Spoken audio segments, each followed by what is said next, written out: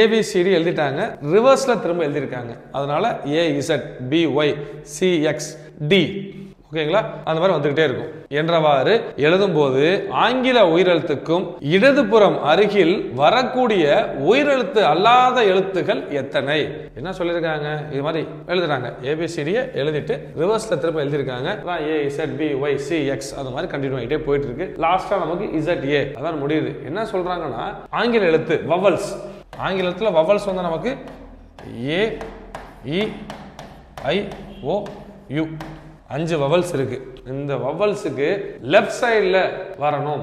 Left சைடில் consonants எத்தனை வருதுன்னு கேட்குறாங்க. இப்போ வவல்ஸ் இருக்குன்னா லெஃப்ட் சைடில் கான்சனன்ட்ஸ் வரணும். இந்த மாதிரி ஃபார்மேட்டில் நமக்கு எவ்வளோ லெட்டர்ஸ் வரும்னு கேட்குறாங்க. ஃபர்ஸ்ட் லெட்டர் பாருங்க, மொத்தம் 5 வவல்ஸ். மொத்தம் டோட்டலாக நமக்கு வவல்ஸ் இருக்கிறது 5.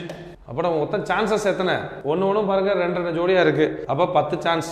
ஆனால் ஒரு 10 சான்ஸ் அப்படின்னு நம்ம 10 குறிச்சிடலாம். ஆனால் நம்ம எங்கே தப்பு பண்ணுவோம்னா இந்த இசட் இருக்கு. ஆனால் லாஸ்ட் பாருங்க, இதுக்கு லெஃப்ட் சைடில் ஏதாவது இருக்கா? ஒன்றுமே இல்லை. லாஸ்ட்டாக வர அந்த ஃபர்ஸ்ட் ஸ்டார்ட் பண்ணுறோம்ல அந்த ஃபர்ஸ்ட் ஸ்டார்ட் பண்ணுற ஏக்கு பக்கத்தில் எதுவுமே இல்லை. மற்ற எல்லாருக்குமே பேர் லெஃப்ட் சைடில் இருக்கும். அதனால அந்த 10 சான்ஸில் ஒரு சான்ஸை கம்மி பண்ணிடுவோம். மொத்த வவல்ஸ் 5 × 2 10. இந்த ஏக்கு மட்டும் இல்லை, அதனால 1 மைனஸ் பண்ணிடுவோம். அப்போ 9 சான்சஸ். 107 கேள்விக்கான விடை ஆப்ஷன் சி 9.